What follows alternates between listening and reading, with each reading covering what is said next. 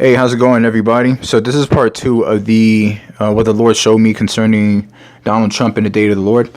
And so in part two, we're going to principally focus on the census in which Satan has provoked David to carry out in Israel, which was an abomination to God. And so yesterday, the Lord gave me like a general understanding as to what He desired to do in America in regards to many of His mercies, much of His mercies being released onto the people in this phase that will be upon us because of the fact that the nation is overdue for correction and justice and the like. And so in part two, we're just going to hit, why would I say hit? We're just going to focus a little bit more on the census portion and see if we get more understanding as to what happened with David. What was it that Satan provoked David to do in regards to numbering the people, and why we must be in prayer for Donald Trump. And so going into 1 Chronicles chapter 21, beginning verse 1, it says, "And Satan stood up against Israel and provoked David to number Israel. And David said to Joab and to the rulers of the people, Go, number Israel from Beersheba even to Dan, and bring the number of them to me, that I may know it." So note number one, it says, when Satan provoked David to number the people of Israel, which is to conduct a census, it was the same as Satan persuading David to mark the people. Let's go to Revelation chapter 13 and see exactly what I mean by this. It says, and starting in verse 16, "And he causeth all both small and great, rich and poor, free and bond, to receive a mark in their right hand or in their foreheads, and that no man might buy or sell save he that had the mark, or the name of the beast, or the number of his name. Here is wisdom. Let him that hath understanding count the number of the beast, for it is the number of a man, and his number is 666. So what Satan provoked David to do in numbering the people is pretty much Satan was giving forward, he was offering the plan to David to do the same thing that Satan plans to do in the end time when he brings about the bestial system. He provoked David to mark the people, right? To count the people, to have a census conducted against the people. And in Revelation chapter 13, it speaks about how Satan causes all, both small and great, rich and poor. And so when David was tempted by Satan to conduct a census against Israel, what it's saying here is that David was moving in the same alignment, in the same pattern, and following in agreement with the same will of Satan that he will use in the latter days, where David would cause both small and great, rich and poor, free and bond, to be numbered, right? To be numbered, and so that he may know it. And so this here gives us the reason why the Lord found this to be abominable, and why Joab found this to be abominable, because what Satan did was trying to sell David the plan of the mark of the beast. And so in note number 2, it says, Satan's desire in ushering in his bestial system will require a global effort in microchipping everyone so he may have control over the affairs of their lives.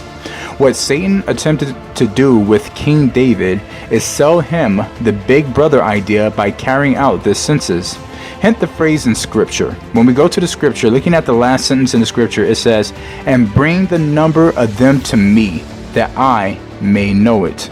Isn't this the same thing that Satan plans on doing with the mark of the beast?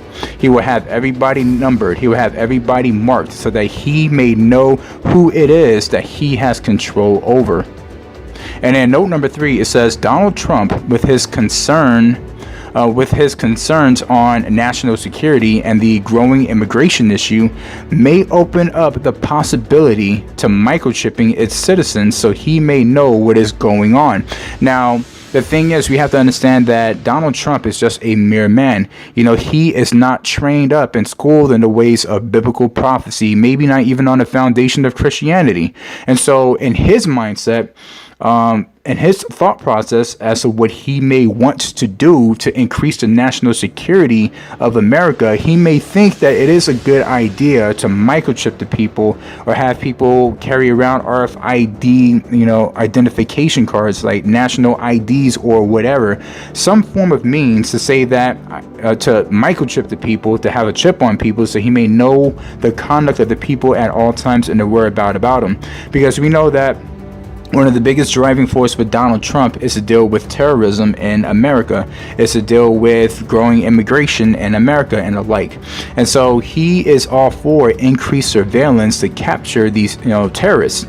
And so with his open-mindedness to increase security measures for the security of America, he may find himself opened up to the same temptation that David went through, considering the numbering of the people, but in our modern day would be the introduction of the mark of the with a microchip to its citizens as a mean of conducting a census, so that it may be fulfilled what is written in 1 Chronicles 21 and the last sentence we already spoke about, where it says, "Bring the number of them to me that I may know it." I hope I didn't confuse you all with that long sentence. That's what it sounds like. There was no period in there at all. But I hope that I've driven a point across as to what I'm saying here. Is that what Satan did to David was that Satan was trying to sell David his plans that is written in Revelation chapter 13, and David went for it.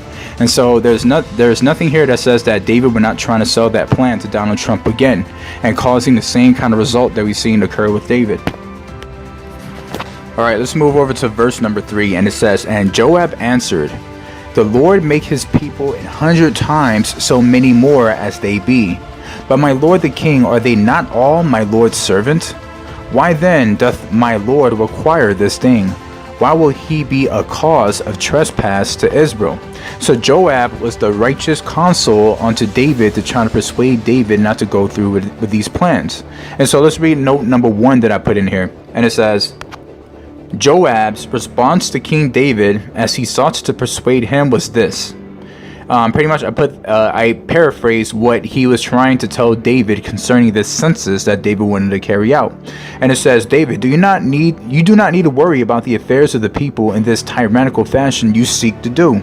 Everyone within the borders of this nation is under your command. All you would need to do is release the decree, and those within the border must obey.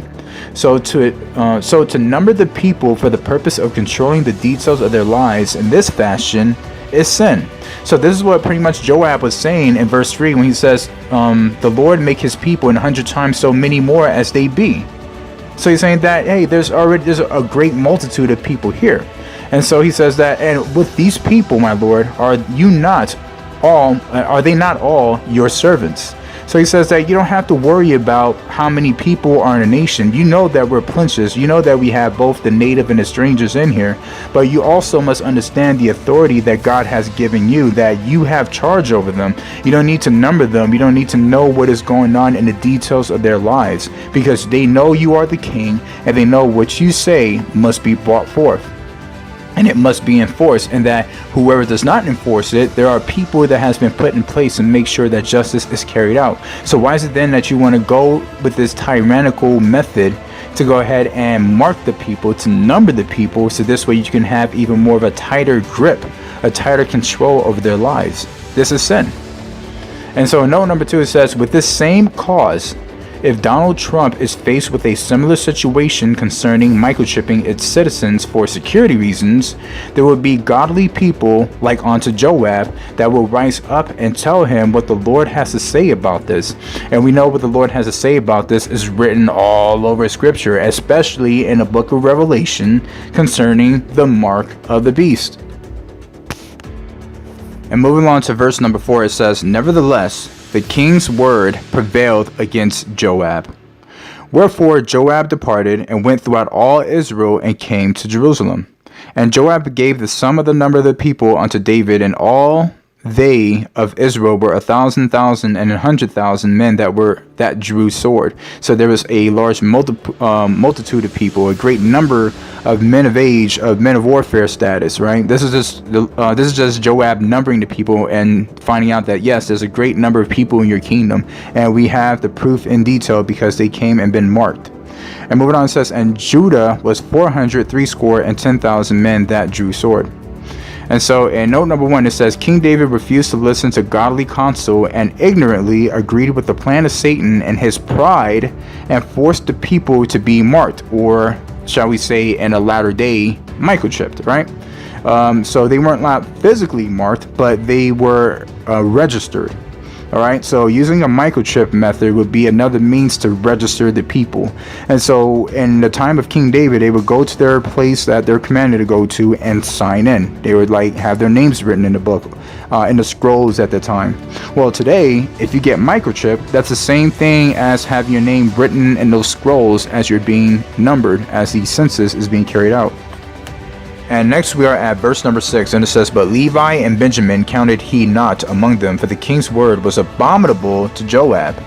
And note number 1, it says, in the same way the decree of David was an abomination in the eyes of Joab, so will it be the mark of the beast be an abomination to the eyes of those in the spirit of Joab in the nation of America. And so when we go to note number 2, it says, Joab's refusal to number the Levi and Benjamin was with respect to the fact that these were the tribes of priests and godly men. Right, this is a reflection of what would happen if Donald Trump were to enforce a similar decree as David did, where many in the spirit of Joab who are called to enforce this law, this decree in a nation, many will not seek to enforce it on Christians, who is a representation of Levi and Benjamin. And the reason being is because those who are called to enforce it, who are in the spirit of Joab, will know that this is an abomination before the Lord, and that this will be in regards to the book of Revelation, where it says that whoever takes the mark of the beast and the punishment that goes with it, is that they will know that whatever he seeks to enforce concerning people being microchipped and being registered in this way electronically to be tracked wherever they go, they know that this will not be of God. But see, the thing is that there are many who were numbered, but Levi and Benjamin he left out. So that means that yes, many in the nation of America are not true Christians, right? So many will actually go and be numbered, they'll be marked. But there are those who will refuse to take the mark, who will refuse to be numbered, right? And there will be those that the Lord will have in positions of influence, the Joabs who have a close position in the office, in the Oval Office, who will actually go ahead and protect these Christians and leave their names out, because he knows that such a decree is an abomination before God and that these Christians will not stand for it. All right, so in this slide before you, the headline, this is from a CNN, the CNN website. So the title of this headline is Donald Trump is about to face a rude awakening over Obamacare, also known as the Affordable Health Care Act, etc. And so what this is about is that it gives a breakdown as to the challenges that Donald Trump would have to face to first repeal the Affordable Care Act and replace it with a system that he desires to do so. But it is so difficult to actually effectively reverse the system that it is pretty much detailing that under his presidency, Donald Trump, Obamacare, Affordable Care Act, would actually have to exist for a little longer than he anticipated it to be. Okay, got it. But now that's not the focus that I'm bringing into this. I'm not bringing into focus about Obamacare, or well, not Obamacare, but about Obama himself, because whoever the president is who he is, and the Lord is dealing with whoever Obama is, and that that he needs to be saved as well, because if he doesn't have salvation, where he's going is to hell. So God is dealing with them, and whoever Obama, whatever issues is in the heart of Obama, that's what the Lord is dealing with. But my focus here is on the Affordable Care Act and concerning the census and being microchipped and being marked, and how all this seems to be tying into the plan of Satan. And so in that little pink rectangular box before you, it reads the following: the bottom line on the Obamacare chip myth is this HR 3590 Patent Protection and Affordable Care Act. It says it contains no wording. So this is wordplay that they're speaking about here. It says it contains no quote-unquote wording about either a mandatory RFID chip implant or data collection from RFID chips. Then it goes on to say an older unpassed version of the law, which is HR 3200, America's Affordable Health Choices Act of 2009, discuss data collection from drugs and devices, including Class 2 devices like implanted RFID chips. So it says data collection, right? So they said that this was not passed, but this is definitely I would say, part of the whole medical proceedings that they seek to aim for. For it says the provision was meant to help track faulty implanted devices. No version of the law was included any wording pertaining to mandatory microchip implants. And so what is so interesting here, it says that the provision was meant to help track faulty implanted devices.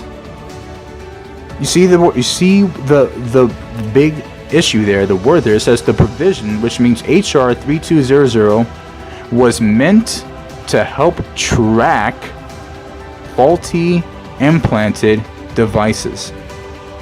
Okay, and so what was Satan trying to do with what was Satan trying to convince David to do? And that was to number the people, or to mark the people. So this stipulation, this HR, all right, act, which did not get passed, but since then it could have actually taken a different face. The purpose of it was to be used to track implants that actually malfunction or was removed off the grid. So it is a type of tracking system, right? This HR article 3200 was to be utilized as a tracking system to track devices that went offline. Do you see what I'm pointing to here? And so now, taking this, I have a NBC news update or news broadcast about 10 years ago, probably from today, which speaks about the same similar scenario as to what they sought to do with medical reasoning and RFID chips. And so to lay it out to you is that in this NBC broadcast, the year in which it is set to is the year 2017.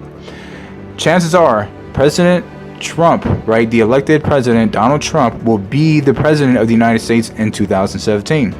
And the scenario that is presented to us is medically related, and the focus is on people being microchipped for medical reasons. So now there is like this combination of medical and microchips and the year 2017 and all this weird mesh that is coming together. And so I'm about to let you listen to the news broadcast to see exactly what I'm talking about. More now of our special coverage here tonight, life in the U.S. in 10 years' time. By that time, there may be all kinds of new ways to safeguard and identify all those things that make each of us unique, our faces, even our fingerprints, even our eyes. Here now with more on the future of technology, NBC's Tom Costello. The year is 2017. You're rushed to a hospital unconscious with no ID or medical history, but thanks to a microchip under your skin, it's all there. Science fiction 20 years ago, but a biometric reality today. The technology is based on answering one simple question. Am I who I say I am? Already, fingerprints and iris scans verify passenger identities at airports. Within 10 years, that technology may be even more widespread. And look for more complex facial recognition programs that scan a crowd of thousands looking for a single terrorist.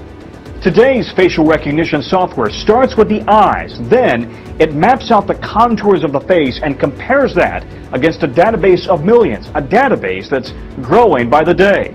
What's next? At the University of Bath in England, researchers predict big changes for consumers. I think it is possible to free us completely of our wallets and keys using biometric technology, if that's what people want in 10 years' time. In fact, it's already here. The latest home security locks use fingerprints to control deadbolts. And at the Jewel Osco grocery store in Chicago, some customers pay using their fingerprints. No paper or plastic. You don't really need anything other than your hand, and you already got that with you. So will future department stores scan our irises, like in the movie Minority Report, then offer products catered to who we are? Hello, Mr. Yakamoto. Welcome back to the gas. Experts say that technology is here now. The challenge is to safeguard our privacy in a brave new world. Tom Costello, NBC News, Alexandria, Virginia. All right, so what is the bottom line with all of the information that I just shared with you? To sum it up, with everything that we've learned so far, it is not the full plan, but it is just a part of the puzzle piece that is being presented to you that the Lord has been helping me to come understand, because I tell you what, this is a lot of information that just came at me at once, and I was already overwhelmed by it. Like, Lord, this is a lot of stuff. Help me to sort this stuff out, because I'm confused right now. And he helped me to slowly smooth it out in the most in the best way possible in my limited, flawed abilities to present this information to you. And from what the bottom line is that when David committed sin against God and numbered the people as he was provoked by Satan to do so, or in other words, what we would call today microchipping the people, right? With Donald Trump facing this difficulty concerning the Affordable Care Act, if he permits the Affordable Care Act to continue on to carry out its process, there's a stipulation in there that speaks about RFID chipping, right? RFID implants. It doesn't say that it's mandatory, but there would be a tie-in with the Affordable Care Act and the actual microchipping system, in which it should play hand in hand. So this right here is letting us know that although this is not the actual HR that makes it mandatory, there is a connection, there is a network, there's a link to this with some other thing in the work, which will actually probably make RFID chipping mandatory, that actually links with the Affordable Care Act.